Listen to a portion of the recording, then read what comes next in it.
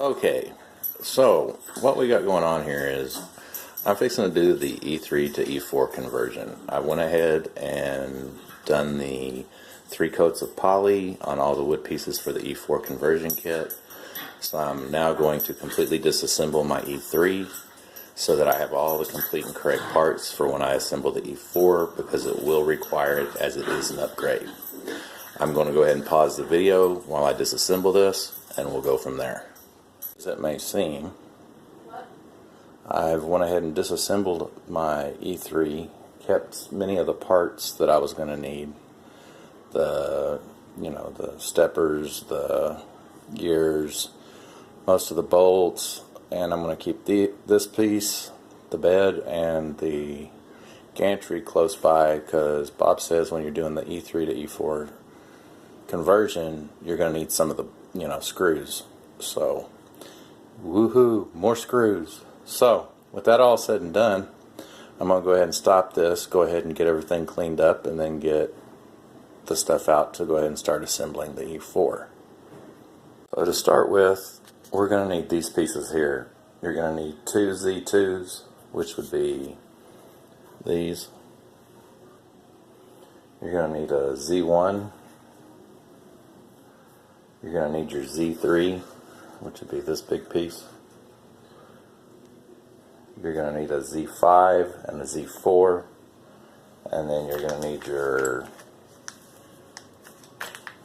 package set for your Z-bolt for your carriage up and down. So let's go ahead and get into that. I'm actually pondering at this moment, when it comes to these two and this piece, not actually utilizing them, because they're already attached to my, I checked them, they're identical, they're already attached to my DeWalt, to my cutout tool. So we'll see how that goes. Alright, let's get started on this. What I've got done here is I went ahead and got ahead of myself, I guess, and got ahead of what I was going to show y'all. However, if you notice, we've got the proper new washers in place, and I went ahead and got it all attached to the DeWalt. So let me see where we go from here, and I'll get back to you in just a moment. So these are the parts we're going to need. We're going to go ahead and need the Z stepper, the Z rails here. We're going to go ahead and need one of our stepper motors. We're going to need a helical connector. We're going to need to do all these pieces here to go ahead and get the carriage itself put together. So with that said and everything out of the way, let's go ahead and get that assembled, and we'll come back to the fully completed, which, as you can see, we've already done over here with the DeWalt itself. So let's go. Okay, so let's talk about this real quick. Yes, Rocket, we know your approval. I have to say I'm really impressed with the new carriage and axis for the Z. If you want to make a shortcut of it, I'm going to tell you now. Go ahead and use your carriage from the E3, and then all you have to do is take off your sides and add this piece on both sides, and then you do this. But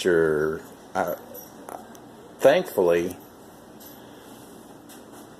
I had the E3, because when they say don't force your SGs over the the rollers over the rails, they're not kidding, because this happens.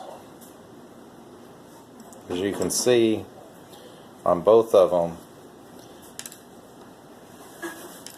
they broke off. So what I did was I took mine off the E3 carriage and put it on here, and then I realized, you know what, all I really had to do was put the sides, this piece, and the top, and stuff like that. So with that said, we'll move on to the next one.